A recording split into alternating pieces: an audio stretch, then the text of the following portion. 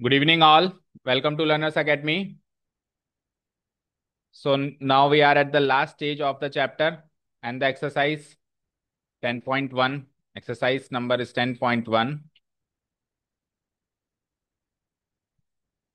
Hmm. So last two questions of the chapter of the exercise. तो question number 12 का आप ये figure देख पा रहे हो ड्रॉन. Everyone drawn. जल्दी बनाओ. हाँ तो बताओ क्या कह रहा था मैं कि इस फिगर को ड्रॉ करने के लिए आपको क्या स्ट्रेटेजी फॉलो करनी चाहिए कि आप पहले सर्किल बनाओ और बेस्ड ऑन द सर्किल फिर आप ट्राइंगल बनाओ. अच्छा, one more thing to notice here कि ये ट्राइंगल इक्विलेटरल ट्राइंगल नहीं है, तो आपको भी नहीं बनाना. ठीक है. It is not an equilateral triangle, तो आपको भी इक्विलेटरल जैसा दिखता हुआ ट्राइंगल नहीं बनाना. गिवन नहीं है कहीं पर भी इक्विलेटरल है. तो आप ट्राइंगल बना के फिर सर्किल बनाओगे तो दिक्कत आएगी. अगर आप ट्राइंगल बना के फिर सर्किल बनाते हो तो बना सकते हो क्या बताओ. Is it possible. Perfect circle जो कि बिल्कुल इसके तीनों साइड्स को एक. अच्छा, एक और चीज देखो यहाँ पे. ये सर्किल इस ट्राइंगल की तीन साइड्स को दिख तो ऐसे रहा है कि एक से ज्यादा पॉइंट पे टच कर रहा है, बट ऐसा नहीं है. ये केवल और केवल एक सिंगल पॉइंट पे टच कर रहा है. हर एक साइड सर्किल को केवल और केवल एक सिंगल पॉइंट पे ही टच कर रही है, यानी टेंजेंट है. हर एक साइड क्या है सर्किल के लिए. टेंजेंट है. समझ आया. तो आप ट्राइंगल बनाने के बाद अंदर सर्किल बना सकते हो क्या. बिल्कुल ऐसा जो एक पॉइंट पे टच करे तीनों साइड्स को एक एक पॉइंट पे. परफेक्ट सर्किल बना सकते हो क्या. क्या ऐसे हमको कॉम्पस यूज करना भी अलाउड हो जाए फिर भी बना सकते हो क्या बताओ. बोलो. Can anyone draw. बोलो. तन्मय. सुन ही नहीं रही हो क्या कह रहा हूं. है. बना सकता है सक्षम. शायद. हम्म. बना. दो साइड तो सेट हो गई, तीसरी साइड पे फेल हो गए, राइट. दो साइड तो सेट हो जाएगी बट तीसरी पे फेल हो जाओगे. So what is the process. So process है with the help of compass. अब देखो स्क्रीन पे सारे बच्चे, इनमें से कोई भी एक साइड चूज करो जो सबसे पहले बनानी हो. क्या कोई से भी साइड चूज कर सकते हो. सपोज करो मैंने बीसी को चूज कर लिया, तो स्केल उठा के बीसी बना देंगे हम 14 सेंटीमीटर की. इतना तो कर ही देंगे. 14 सेंटीमीटर लंबी लाइन खींच देंगे. अब क्या है बाकी दो साइड्स 15 और 13. तो 15 सेंटीमीटर की लाइन यहां से बनेगी ए बी, और 13 सेंटीमीटर की लाइन यहां से बनेगी ए सी. ये तो पता है ना, क्योंकि ये सी है और ये बी है. तो सी से ए बनेगी वो 13 सेंटीमीटर. राइट साइड वाली साइड 13 सेंटीमीटर होगी और लेफ्ट साइड वाली साइड 15 सेंटीमीटर की होगी. ये तो कॉमन सेंस से पता लग गया. Now what we will do, we will take a compass. Compass के अंदर 15 सेंटीमीटर की डिस्टेंस ले लेंगे, नाप लेंगे, और नाप के एक आर्क कट कर देंगे. फिर वापस कॉम्पस में 13 सेंटीमीटर की डिस्टेंस ले लेंगे और सी पर रख, पहले बी पर रख के आर्क कट करी थी. पहले किस पे रख के आर्क कट करी थी. बी को सेंटर यूज करके. अब जब 13 सेंटीमीटर की डिस्टेंस लेंथ लिया आपने, तब आप सी पर सेंटर रख के इस कटी हुई आर्क पे फिर से आर्क कट कर देंगे. तो ये जो इंटरसेक्टिंग पॉइंट होगा ना बेटा, ये इंटरसेक्टिंग पॉइंट इससे 15 सेंटीमीटर दूर होगा और इससे 13 सेंटीमीटर दूर होगा. तो इस इंटरसेक्टिंग पॉइंट को हम ज्वाइन कर देंगे तो ये हमारा ट्राइंगल बन जाएगा. This is the process. Okay. Got it. कहो, आप कहोगे कोर्स में नहीं है. कोर्स में था, कट चुका है, बट आगे तो आएगा. और आगे कोई नहीं बताएगा. आगे आएगा भी, ये भी गारंटेड है, और आगे कोई नहीं बताएगा, ये भी गारंटेड. दोनों बातें गारंटेड है, लिख लो. ठीक है. अच्छा जी, अब मुद्दा तो ये नहीं था कि ट्रायंगल बनाना. एटलीस्ट ट्रायंगल बनाना तो आपको आना चाहिए था. ये तो मेरे को भी सरप्राइज लगा कि आपको ट्रायंगल बनाना नहीं आता. ठीक है, चलो ट्रायंगल तो बना दिया. अब मुद्दा ये नहीं है. मुद्दा क्या है कि ट्रायंगल बन गया. ये लो बन गया. रुको एक मिनट. ठीक है. तो ये A B C, this is 14, this is 15 and this is 13. अब इसके अंदर इन जो सर्किल सेट करें उस सर्किल को बोलते हैं इन सर्किल. नाम पूछा था मैंने, आप नहीं बताया पाया कोई भी. क्या बोलते हैं उस सर्किल को. इन सर्किल. एक सर्किल जो इसके तीनों साइड्स को टच करे एक पॉइंट पे, ऐसा उसको क्या बोलेंगे हम. इन सर्किल. और एक सर्किल जो इसके तीनों वर्टिसेस को टच करे उसको बोलते हैं सरकम सर्किल. उसको क्या बोलते हैं. सरकम सर्किल। तो अब दोनों का तरीका है हमारे पास, इन सर्किल को ड्रॉ करने का भी तरीका है वही with the help of compass, और सरकम सर्किल को ड्रॉ करने का भी तरीका है। तो सुनिए पहले इन सर्किल का बताते हैं। आप क्या करेंगे, तीनों एंगल के बाइसेक्टर्स लेंगे, या किसी दो के भी ले सकते हैं, किसी दो के भी ले सकते हैं और तीनों के भी ले सकते हैं। तो इनका जो एंगल बाइसेक्टर बनेगा, जैसे मान लो एंगल बी का मैंने एंगल बाइसेक्टर बनाया, एंगल बाइसेक्टर समझते हो, इनको बीचों बीच बाइसेक्ट करने वाला, ठीक है, यहां से बना दो तो लगभग ऐसे बन गया। पहली चीज तो ये तीनों बाइसेक्टर्स कॉनकरेंट होंगे, कॉनकरेंट मतलब एक कॉमन पॉइंट से पास थ्रू होंगे, राइट। और ये जो पॉइंट जहां से पास थ्रू होंगे इसको बोलते हैं इन सेंटर, क्या बोलते हैं इसको, और ये इन सेंटर ही आपके उस सर्किल का सेंटर है जो आपको बनाना है। ये इन सेंटर ही क्या है, आपके इन सर्किल का सेंटर है। तो चलो सेंटर तो मिल गया, कॉम्पस को रखना कहाँ है वो तो पता चल गया, लेकिन खोलना कितना है वो भी तो बताओ, खोल के ही तो सर्किल बनाओगे ना। तो अब बात ये कि रेडियस कैसे पता करें, तो ध्यान से सुनना। इस इस वाले सेंटर से, ये जो सेंटर हमने बनाया या पता पता किया, इस सेंटर से एक दो तीन, तीनों साइड में से किसी भी एक साइड पे परपेंडिकुलर ड्रॉ करो। अब वो परपेंडिकुलर हो सकता है कि ऐसे ड्रॉ हो, जैसे कि मान लेते हैं फॉर एग्जांपल कि इससे हमने यहां पे ड्रॉ करी तो ऐसे ड्रॉ हुई, या फिर यहां पर भी ड्रॉ कर सकते हैं, ठीक है ना। परपेंडिकुलर ड्रॉ करो, परपेंडिकुलर ड्रॉ करने के बाद उस परपेंडिकुलर की जो लेंथ है ना, ये लेंथ ही हमारा रेडियस होगा। क्यों, क्योंकि ये रेडियस टेंजेंट से परपेंडिकुलर होगी नहीं होगी, तो जो सर्किल बनेगा साइड्स उसके लिए टेंजेंट होंगी नहीं होंगी, साइड्स उनके लिए टेंजेंट होगी। तो इसका जो रेडियस बन रहा है ये रेडियस उस साइड से परपेंडिकुलर होनी चाहिए ना, तो परपेंडिकुलर ड्रॉ करेंगे। अब सवाल ये आता है परपेंडिकुलर कैसे ड्रॉ करें, सवाल ये आता है परपेंडिकुलर कैसे ड्रॉ करें, तो परपेंडिकुलर ड्रॉ करना भी नहीं आता किसी को भी। एक एक पॉइंट से, एक गिवन पॉइंट से एक लाइन पे परपेंडिकुलर कैसे ड्रॉ करें, नहीं आता। कॉम्पस उठाओ, इस पे रखो, अपनी मन पसंद का कितना भी खोलो, पर इतना खोलना कि लाइन तक पहुंच जाए, और एक आर्क काटो ऐसे, काट दी।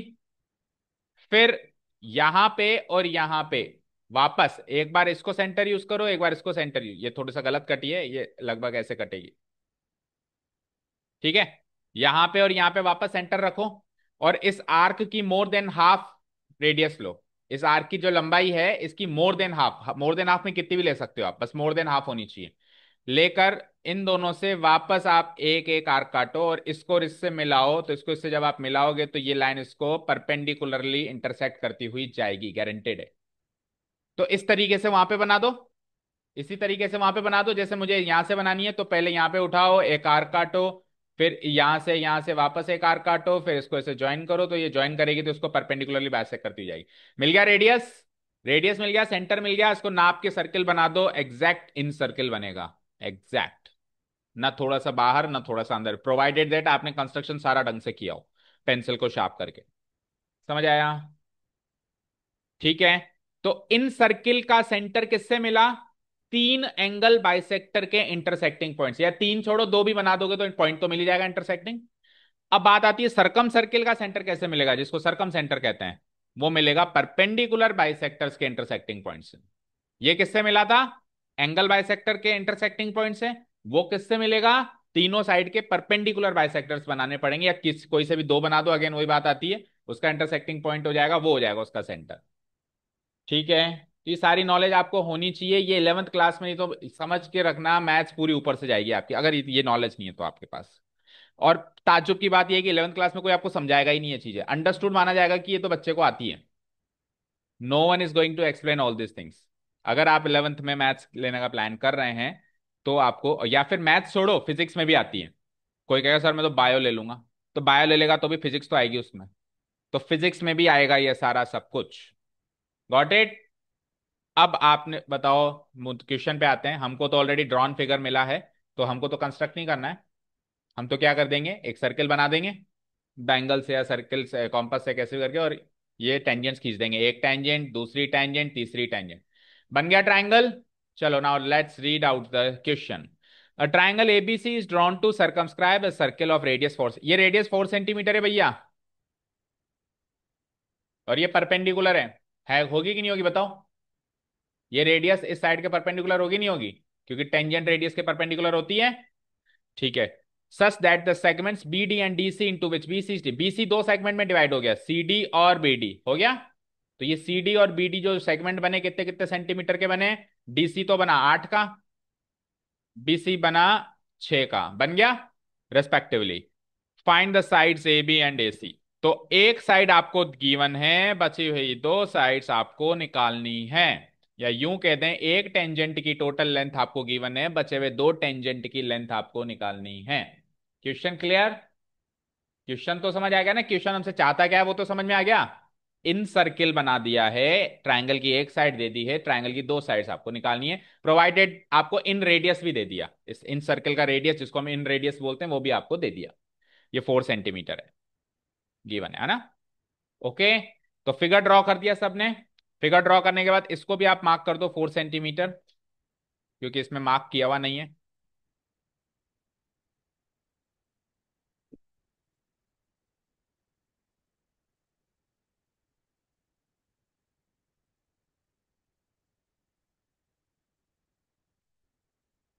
Start writing.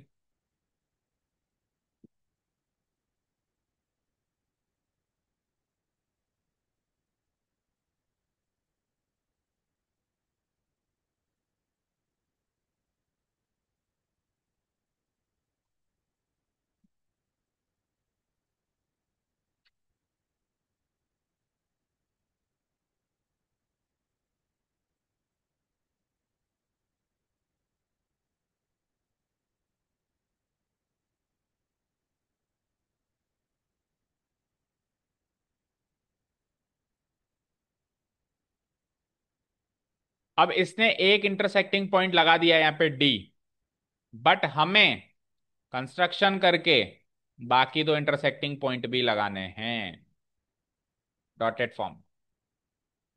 तो ये डी है, तो ये ई होगा और ये एफ होगा।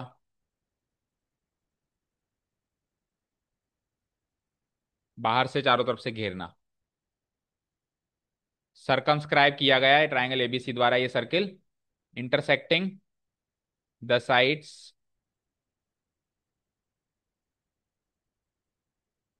B C, A B and A C at the points, तीनों पॉइंट्स लिख लो रेस्पेक्टिवली। कंस्ट्रक्ट क्यों करना पड़ेगा अभी बताते हैं।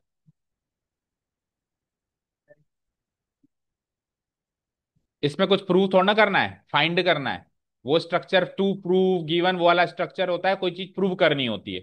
यहां पे हमको कोई चीज की वैल्यू निकालनी है, तो जो हमने कंस्ट्रक्ट किया है उसको हम गिवन पॉइंट में मर्ज करके डाल देंगे। ठीक है। B C A B and A C at the points D E, भाई कुछ चीज उसने बना के दे दी, कुछ हमने बना दी हमारी सहूलियत के हिसाब से, एंड एफ रेस्पेक्टिवली।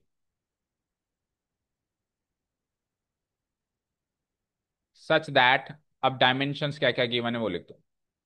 तो एक तो हमको ये जो दो सेगमेंट्स बने हैं, कौन कौन से, DC, C D 6 centimetre and B D, ये दो सेगमेंट्स जो हैं वो क्या हो जाएंगे, गिवन है हमको 8 सेंटीमीटर। ऑल्सो इन रेडियस भी गिवन है आपको ना,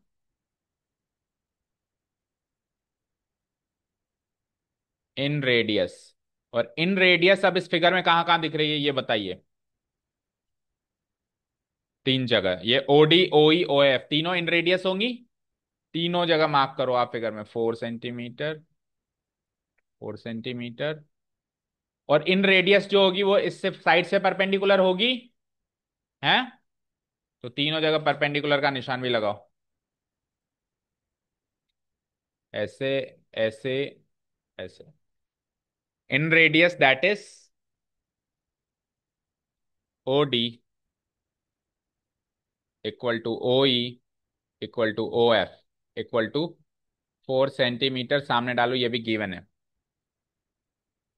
तो ये तो वो चीज हो गई जो क्वेश्चन में हमको गिवन है।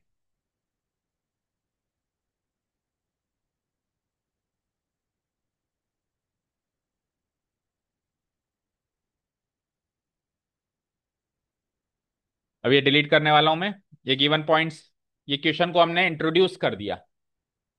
ठीक है, ये बात है क्वेश्चन में हमको गिवन है। Got it.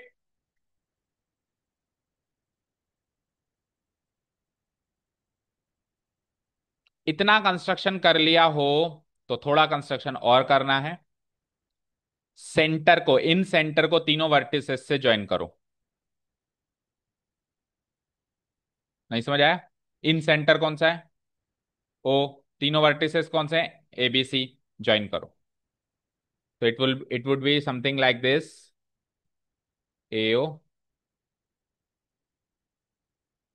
CO and BO. अच्छा, इस क्वेश्चन को वेरी वेरी इंपॉर्टेंट तो मार्क कर दिया क्या? Even the most important of all of the complete chapter.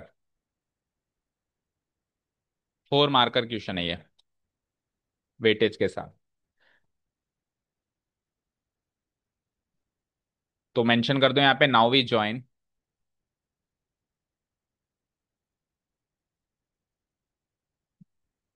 जो चीज उसने नहीं करके दी वो तो हम डॉट डॉट में करेंगे ना। नाउ वी ज्वाइन ए ओ। क्योंकि ये टू प्रूव करने वाला सवाल नहीं है। वो जो स्ट्रक्चर्स होते हैं कि कंस्ट्रक्शन लिखते हैं हम अलग से, वो स्ट्रक्चर होता है किसी चीज को प्रूव करने वाला स्ट्रक्चर। ठीक है। Now we join AO BO CO.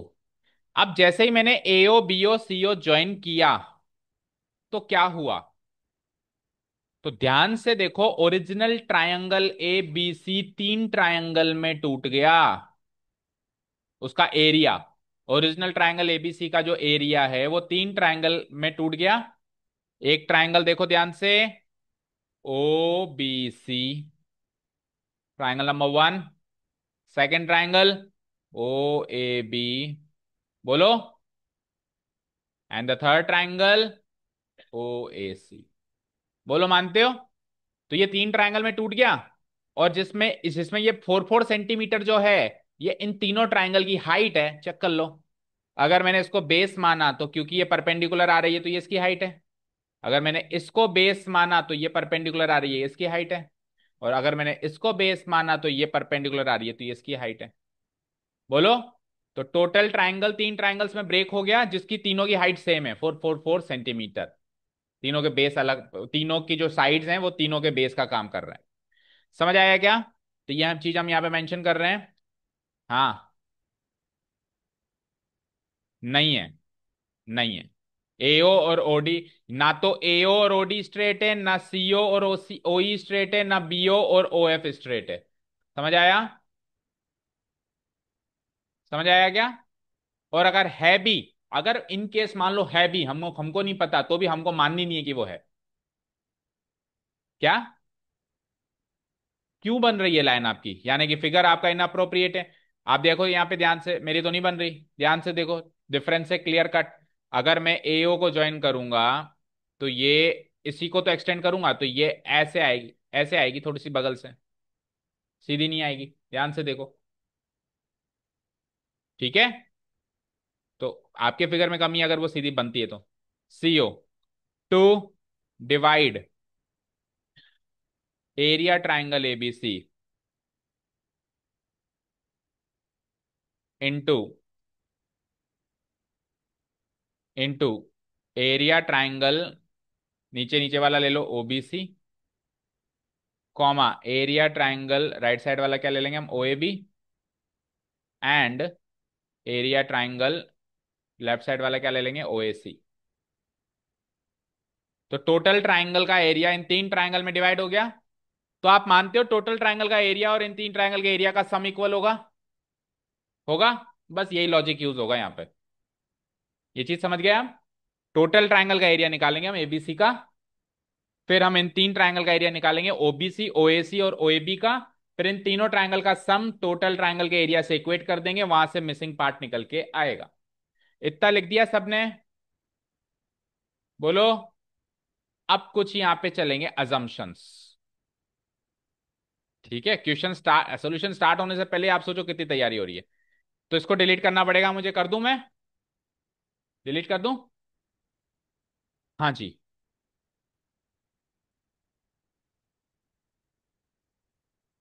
तो देखिए भाई यहां पे मुझे बताओ ये कितना था, ये क्या था, परपेंडिकुलर नाम क्या था इसका, डी, डी नहीं ई। और ये कितना, ये क्या था, ओ एफ, इसका नाम क्या था, एफ। अब सुनो ध्यान से, अगर सी डी 6 सेंटीमीटर है तो सी एफ भी तो 6 होगा, नहीं होगा क्या? एक्सटर्नल पॉइंट से दो टेंजेंट नहीं है क्या ये, है ना? लिखो, फिगर में मार्क करो, फिर अभी लिखेंगे। ये 6 है तो भैया तू भी 6 है, तू बताया मत बता पर तू 6 है। अगर एक्सटर्नल पॉइंट बी से दो टेंजेंट बन रहे हैं, बी डी और बीई, तो अगर ये 8 है तो वो भी 8 हो जाएगा। लिखो, 8 सेंटीमीटर। और अब अगर बस मुझे ये दोनों पता चल जाए तो गेम ओवर हो गया। ए एफ और ए बराबर तो हैं, पर कितने कितने सेंटीमीटर के हैं वो नहीं पता। बस वो पता चल जाए तो फिर तो तीनों साइड्स आ गई ना। तो इसको हम अज्यूम कर लेंगे एक्स सेंटीमीटर ईच। तो अब हमारा सारे क्वेश्चन का टारगेट एक ही हो गया कि find the value of x. अब अपन जब एरिया इक्वेट करेंगे तो एक्स की फॉर्म में एरिया बनेगा, तो एक्स की फॉर्म में एरिया बनेगा, इक्वेशन बनेगी, वहां से एक्स को सॉल्व करना। Got it? ठीक है, लिखो।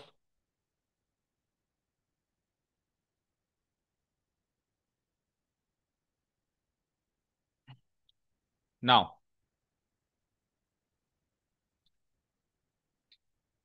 तो एक एक से स्टार्ट करो। सी एफ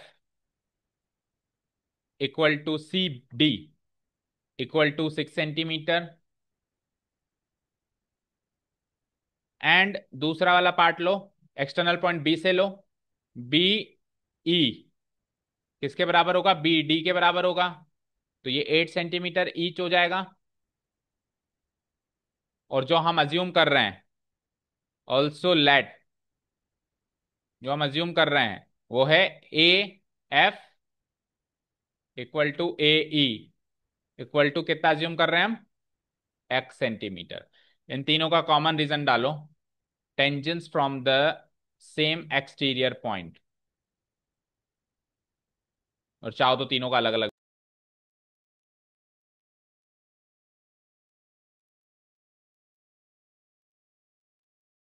हम्म, ठीक है। तो area triangle O B C तो हमारा न्यूमेरिक फॉर्म में निकला है, क्योंकि उसके उसका जो बेस है और जो उसकी हाइट है दोनों न्यूमेरिक फॉर्म में, ये बेस भी न्यूमेरिक फॉर्म में है और ये हाइट भी न्यूमेरिक फॉर्म में। बट जो बचे हुए तीन ट्राइंगल है, दो ट्राइंगल हैं, इसका बेस न्यूमेरिक फॉर्म में नहीं है, 8 + 6 यानी कि अलजेब्रिक फॉर्म में। हालांकि हाइट इसकी न्यूमेरिक फॉर्म में है, बट इसका बेस न्यूमेरिक फॉर्म में नहीं है, और ऐसा का ऐसा इसके लिए है। तो इस ट्राइंगल की जो एरिया निकली वो एक्स की फॉर्म में निकली, 2x + 16। अब इस ट्राइंगल का एरिया मैं इसी में करेक्शन करके निकाल रहा हूं। तो area triangle O A B की जगह क्या हो जाएगा, इस ट्राइंगल का नाम एरिया ट्राइंगल ओ ए सी। आपने निकाल लिया है सबने, चेक करो।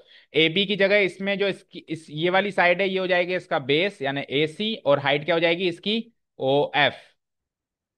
ठीक है, ए सी को ब्रेक करेंगे तो क्या बनेगा, A F plus C F, A F plus C F.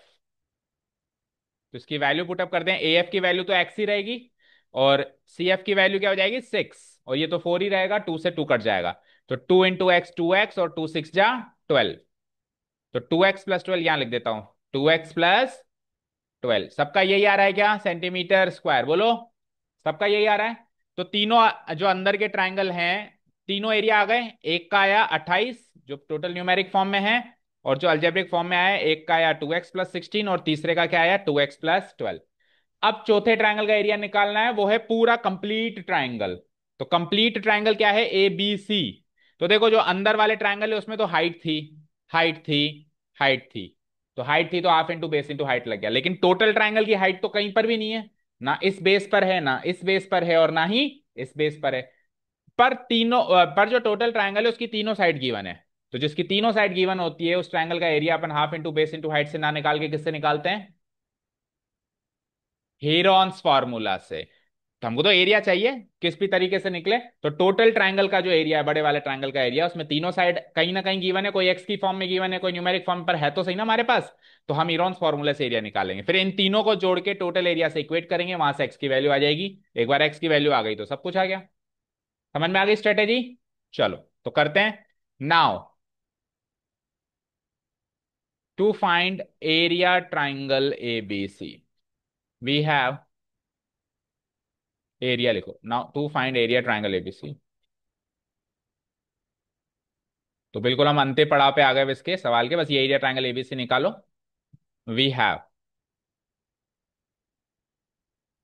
तो तीन साइड्स को जनरली अपन क्या मानते हैं बोलो, A B C, small A small B और small C. Small A small B, Heron's formula use किया है ना क्लास नाइन्थ में। स्मॉल ए किसको मानेंगे हम इसमें, साइड बीसी को। स्मॉल बी किसको मानेंगे हम, साइड एसी को। और स्मॉल सी किसको मानेंगे हम, साइड एसी को। ठीक है। अब इसकी वैल्यू क्या थी बताओ, यहां से लेके यहां तक तो थी 6, और यहां से लेके यहां तक ये एक्स। और इसकी वैल्यू क्या थी, यहां से लेके यहां तक 8 सेंटीमीटर और ये एक्स सेंटीमीटर।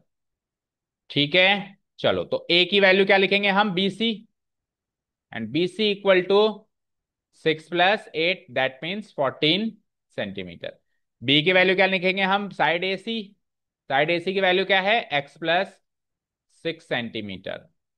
और स्मॉल सी की वैल्यू क्या रहेगी, ए बी।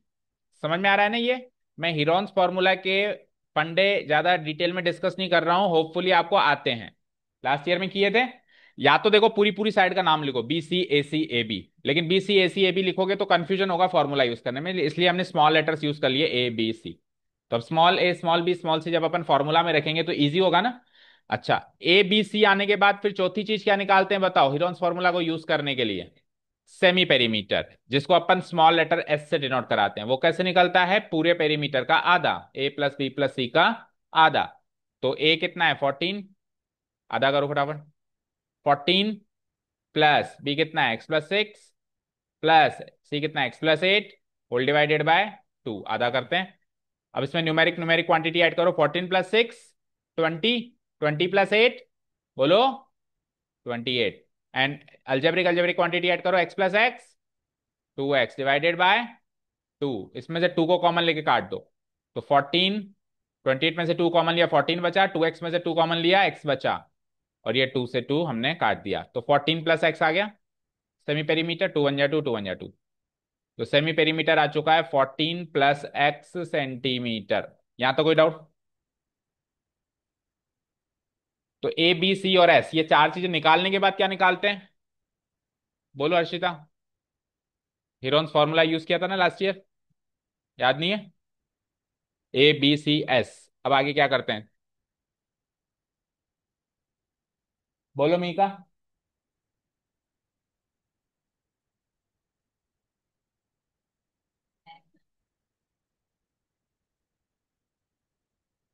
ठीक है, आप ये फॉर्मूला लगा सकते हो, सही बोला आपने, बिल्कुल करेक्ट, 100% करेक्ट, बट गलती ना हो इसके लिए हम क्या करते हैं, वो जो अंदर रूट के अंदर S - A S - B S - C है ना, वो भी हम पहले ही निकाल के रेडी रखते हैं, पूरी सामग्री रेडी रखते हैं, ताकि बस वो कढ़ाई में डालने का काम रहे।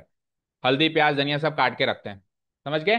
तो अपन वो तीन चीजें भी निकाल देते हैं।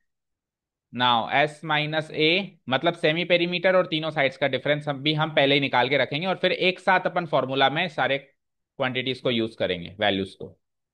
तो S कितना है 14 + x, ए कितना है, ए देखो ऊपर 14, एस कितना है वही 14 + x, बी कितना है बी ऊपर से देखो x + 6, एस कितना है वही 14 + x, और सी कितना है ऊपर से देखो x + 8।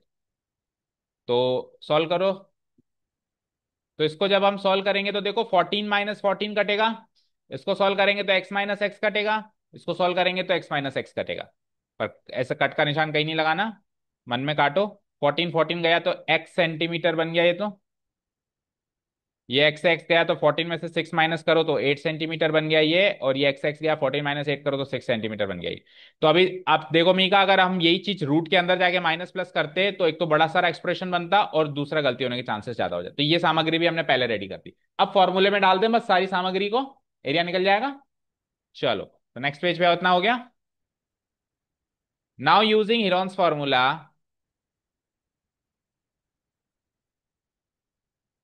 अच्छा इस फॉर्मूले का नाम हीरोन्स फॉर्मूला क्यों है, हीरोइंस फॉर्मूला क्यों नहीं है?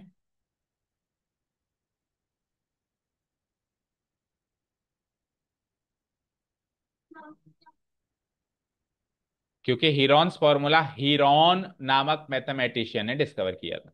हीरोन। ओके। चलो, we have area triangle ABC equal to, सक्षम बोलना क्या फॉर्मूला था हीरोन्स फॉर्मूला?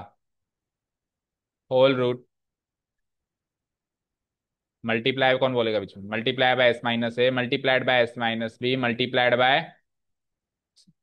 चारों की वैल्यूज हैं आपके पास। एस की वैल्यू क्या थी? एस की x+14। हाँ, 14 + x या x+14 एक ही बात है ना। इनटू एस माइनस ए भी निकाला है, क्या था 14? बताओ बताओ बताओ, मेरे को देखना पड़ेगा। x8 और 6 तीनों कॉपी पेस्ट मार दो, x8 और 6। डन।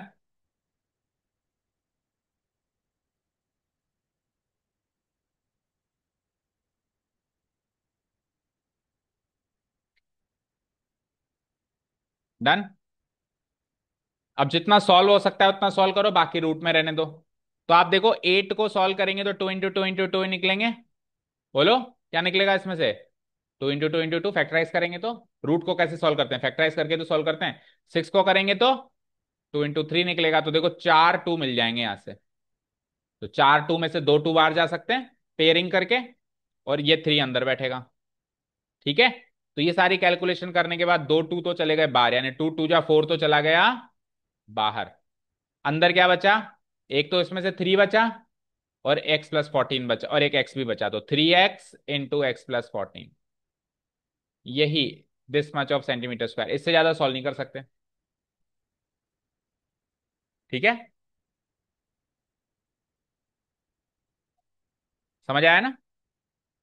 8 और 6 में से 2 × 2 × 2 × 2 4 बार 2 है, तो 2 पेयर बाहर आ गए ना, 2 2 × 4 बाहर आ गया।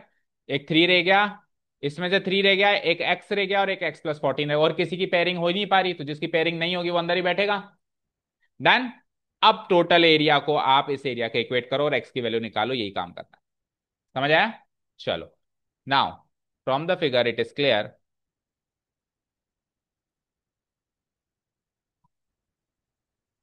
जिसके लिए आपको स्क्वायरिंग बोथ साइड्स भी करना पड़ेगा रूट हटाने के लिए। It is clear that, figure से ये चीज साफ जाहिर हो रही है कि ये एओ, ये बी, ये 3 ट्रायंगल का एरिया का सम जो होगा, this area and this area का जो सम होगा टोटल ट्रायंगल के एरिया के बराबर होगा। तो इक्वेशन बनाओ। It is clear that area triangle, पहले सबसे पहले कौन सा था, ओबीसी, प्लस दूसरे वाला कौन सा था, एरिया ट्रायंगल ओएबी, प्लस तीसरे वाला कौन सा था, एरिया ट्रायंगल, बोलो, ओएसी, इक्वल टू टोटल ट्रायंगल क्या है, area triangle ABC. Got it? सबकी वैल्यूज हैं आपके पास, पुट द वैल्यूज। तो एरिया ट्रायंगल ओबीसी क्या निकाला था, न्यूमेरिक फॉर्म में निकला था ये तो, क्या निकला था बोलो, बताओ ना। ओबी, ओ ए बी क्या निकला था?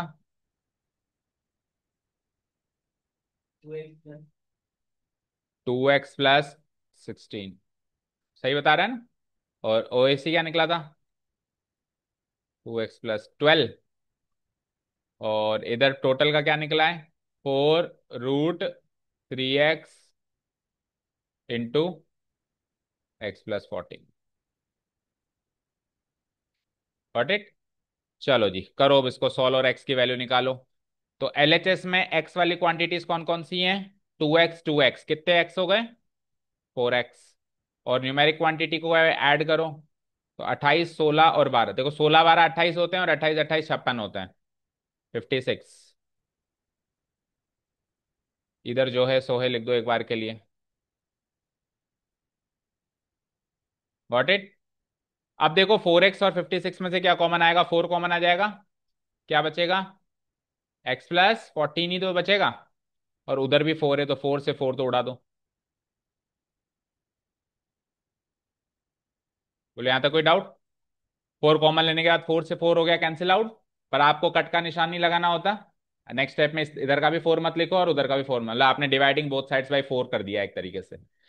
तो 4 से 4 कटने के बाद मेरे पास यहां बचा x+14, और वहां पे क्या बचा, √3x इंटू x+14। अब आप करो स्क्वायरिंग बोथ साइड्स, इस स्टेज पर आके करो स्क्वायरिंग। हाँ, कर सकते हैं, बट x+14 से x+14 काटने में मजा आएगा आपको या इंटू करने के बाद मजा आएगा, सोचो, वो नजर रखो। इसमें से x कैसे बाहर आएगा, एक्स स्क्वायर होता, अगर ये 3x स्क्वायर होता तो इंटू करते हैं तो वो फैक्टराइज फॉर्म नहीं बनती ना। 3x² प्लस 14 3 जा 42x, 3x² + 42x, क्या ये इस पॉलिनॉमियल की फैक्टराइज फॉर्म है? नहीं है ना। तो ना, फैक्टराइज करने के बाद ही तो पेयरिंग करते हैं। हम्म।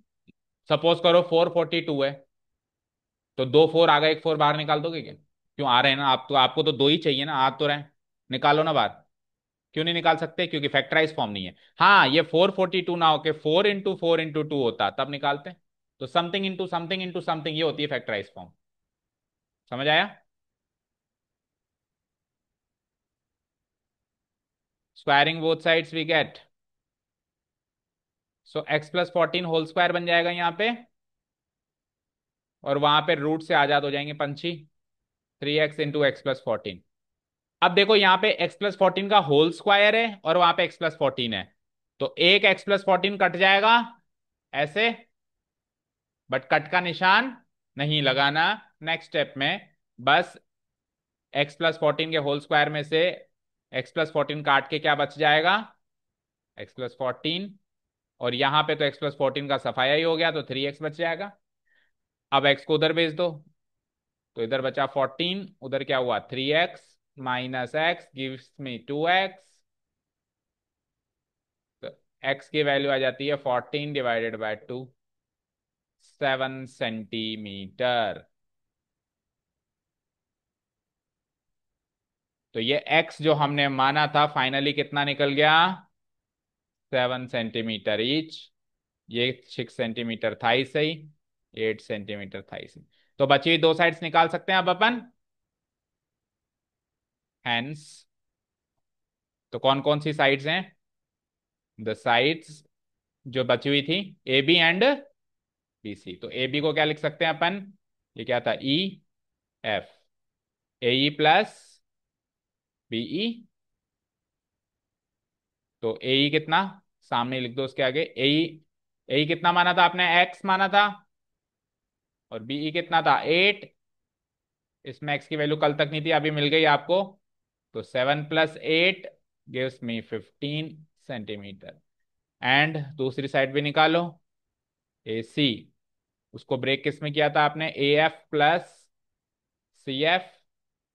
ए एफ को एक्स माना गया था जिसमें से, और ये 6 था, एक्स की वैल्यू कल तक नहीं थी अभी आ गई, 7 + 6 gives me 13 centimetre. Answer match करो, 15 और 13 सेंटीमीटर की होगी बची हुई दो साइड्स। एक साइड जो गिवन थी वो 14 सेंटीमीटर की गिवन थी, और बची हुई दो साइड्स कितनी से कितनी सेंटीमीटर की निकली, 13 और 15। तो स्केलिन ट्राइंगल बनाइए, यार ने तीनों साइड्स कितने कितने सेंटीमीटर की, 13 14 15। Don't shut off the pen cap, put it back. Hmm. हाँ करो, क्वाड्रेटिक इक्वेशन बनेगी। फिर इधर भी खोलो, सुनो, फिर इधर भी खोलो, उधर भी खोलो, क्वाड्रेटिक इक्वेशन बनाओ। फिर क्वाड्रेटिक इक्वेशन आप बनाओगे तो सुनो, पता है क्या आएगा, एक तो एक्स की वैल्यू 7 ही आएगी, और एक एक्स की वैल्यू आएगी -14। और वो जो एक्स की वैल्यू -14 होगी वो रिजेक्ट हो जाएगी, क्योंकि एक्स जो है लेंथ है, it can not be in the negative form. तो बची हुई एक ही पास हो जाएगी, उससे भी कर सकते हो, नो प्रॉब्लम। अब सुनो इधर एक और चीज सुनो, पूरा मैथमेटिकली जाना चाहते हो तो इधर देखो स्क्रीन पे, इधर देखो भाई, जिस स्टेप में आपने x+14 से x+14 काटा, उस स्टेप के सामने मेंशन करो because x+14 can not be equal to 0। हम फैक्टर से फैक्टर तभी काट सकते हैं जिसकी वैल्यू 0 नहीं हो सकती। तो इस क्वेश्चन में x+14 की वैल्यू जीरो नहीं हो सकती, क्योंकि x+14 की वैल्यू जीरो होने का मतलब है x की वैल्यू -14 होना। समझ आया? अभी अपन ने 4 से 4 काट दिया आसानी से, क्योंकि 4 की वैल्यू जीरो थोड़ा ना होगी। ओके। तो जिस स्टेप में आपने x+14 को x+14 से काटा, उसके सामने रीजन डाल दो। Because x+14 can not be equal to zero, इसलिए हमने इसको उड़ा दिया। अगर इसकी वैल्यू जीरो हो सकती थी तो हम इसको नहीं उड़ा पाते। कल को ये x-14 हुआ, तो आप x-14 को x-14 से नहीं उड़ा सकते थे, क्योंकि x-14 की वैल्यू जीरो हो सकती है, क्योंकि उससे x की वैल्यू 14 मिलती है। समझ आया सारी? ये टोटल मैथमेटिकली बात कही है मैंने। Clear? Last question will be the homework part again, because it is also again an such a question की जिसमें आपको हिंट मिल जाए तो आप टरका दोगे। Prove that opposite sides of a quadrilateral circumscribing a circle subtend supplementary angles at the center। मुझे तो बताओ कौन सा फिगर बनेगा इस एक्सरसाइज में। इस एक्सरसाइज में ऑलरेडी इसका फिगर बना हुआ है कहीं ना कहीं। एक क्वाड्रिलेटरल बनाना है। नहीं, क्वाड्रिलेटरल के अंदर, क्वाड्रिलेटरल ने सर्किल को सर्कमस्क्राइब किया है, क्वाड्रिलेटरल ने सर्किल को चारों तरफ से घेरा है। तो बना तो रखा है आपने दो दो बार इसी एक्सरसाइज में ऐसा फिगर, ये वाला। तो इसी में समझो और होमवर्क में ट्राई करना क्या करना है। सवाल पढ़ो पहले। अगर हमने एक क्वाड्रिलेटरल बना दिया जो सर्किल को सर्कमस्क्राइब करके बैठा है, तो जो उसकी अपोजिट साइड्स होंगी, जैसे इस क्वाड्रिलेटरल की अपोजिट साइड्स बताओ कौन कौन सी हैं। एक पेयर बताओ कोई सा भी, जैसे ये ए बी और डी सी, ये अपोजिट साइड्स हैं। तो पहले एक साइड, एक अपोजिट पेयर के लिए देखते हैं, बाकियों के लिए भी सेम चीज अप्लाई होगी। तो सेंटर क्या है? ओ। तो ये दोनों साइड जो सेंटर पे एंगल सबटेंड करेंगी, जैसे साइड ए बी ने सेंटर पे क्या एंगल सबटेंड किया? एंगल एओबी किया। बोलो। साइड ए बी ने सेंटर पे कौन सा एंगल सबटेंड किया? एओबी। और साइड डीसी ने सेंटर पे कौन सा एंगल सबटेंड किया, नाम बताओ उसका। बोलो। सीओडी। तो ये जो दो एंगल्स हुए हैं सबटेंड किए हुए, दिस एंड दिस, ये दोनों एंगल सप्लीमेंट्री होंगे। क्या होंगे? मींस इनका सम क्या होगा? सप्लीमेंट्री का मतलब क्या होता है? 180 सम होगा। अब अगर ये सप्लीमेंट्री होंगे तो ये दोनों जो साइड बनाएंगी वो भी सप्लीमेंट्री होंगे, क्योंकि ये वर्टिकली अपोजिट एंगल तब होते जब एसी एक स्ट्रेट लाइन होती और डीबी भी एक स्ट्रेट लाइन होती। नहीं बनानी स्ट्रेट लाइन, क्योंकि क्वाड्रिलेटरल ना तो रेक्टेंगल गिवन है, कोई सा भी क्वाड्रिलेटरल बनाएंगे हम, ना ही स्क्वायर गिवन है। अगर क्वाड्रिलेटरल, रेक्टेंगल, स्क्वायर, रोम्बस ऐसा कुछ हो तब उसके जो ये आप ऐसा कहना चाह रहे हो ये डायगोनल है, but it is not the diagonal. क्योंकि सुनो मेरी बात, अगर हमने डायगोनल बनाई तो वो सेंटर से पास थ्रू करेगी, कोई गारंटी नहीं है। हमने तो जान करके सेंटर से ज्वाइन किया है, एंगल सेंटर पे सबटेंड करना है। हमने उसको, इसको इसको दोनों को सेंटर से जोड़ा है, तो ये सेंटर से जुड़ने के बाद ये स्ट्रेट बनेगा, इसकी गारंटी नहीं है ना। Got it? नहीं, कोई सा भी नहीं बनेगा। कोई भी एंगल यहाँ पे वर्टिकली अपोजिट एंगल की कैटेगरी का होगा ही नहीं। वर्टिकली अपोजिट एंगल सिंपली तब बनते हैं जब दो स्ट्रेट लाइंस टकराती हैं। ये स्ट्रेट लाइंस है ही नहीं। समझ गए? अब कैसे साबित करेंगे इन दोनों का सम 180? अच्छा, इन दोनों का सम 180 होगा तो बचे हुए इन दोनों का सम 180 तो चुटकियों में निकल जाएगा, क्योंकि टोटल तो 360 होता ही है। तो दूसरा पेयर तो आपके लिए चुटकियों का काम है, आप एक पेयर निकाल लो। तो बताओ जरा कैसे निकालेंगे हम, कैसे साबित करें इन दोनों का सम 180 है? हिंट्स दो। क्वेश्चन समझ में आ गया सबको? बताओ मीका, कैसे इन दोनों का सम 180 साबित करें? अच्छा, किसी भी क्वाड्रिलेटरल के लिए होगा ये। एनी क्वाड्रिलेटरल के अपोजिट साइड्स सेंटर पे हमेशा सप्लीमेंट्री एंगल सबटेंड करेंगे। इसको मॉरल ऑफ द स्टोरी समझ के आगे के लिए याद भी रखना है। कल को मान लो ये 60 डिग्री गिवन है तो ये 120 होगा। मैंने एनी क्वाड्रिलेटरल कह दिया, रोम्बस स्क्वायर तो फिर भी स्पेशल टाइप के होते हैं। मैंने तो एनी कह दिया। एनी मतलब गरीब से गरीब, तो गरीब से गरीब ही करेगा तो अमीर तो कर ही लेगा। ठीक है। हाँ। अब बताओ क्या डायमीटर बना दूं? कहां से कहां, किसको किससे ज्वाइन करूं बताओ? डायमीटर तो ऐसे भी बन सकती है, ऐसे भी बन सकती है, नहीं, डायमीटर ज्वाइन मत करो। आप एक काम करो, ये जो चार पॉइंट्स ऑफ कांटेक्ट हैं, कंस्ट्रक्शन करके इन चार पॉइंट ऑफ कॉन्ट्रैक्ट कॉन्टैक्ट्स को आप कनेक्ट करो सेंटर से लाइक दिस। एक, ये दोनों लाइन तो फुल फॉर्म में बनेगी क्योंकि एंगल सबटेंड करने के लिए हमको ये लाइन बनानी पड़ रही है, लेकिन अब जो मैं बना रहा हूं वो डॉटेड फॉर्म में बनेगी।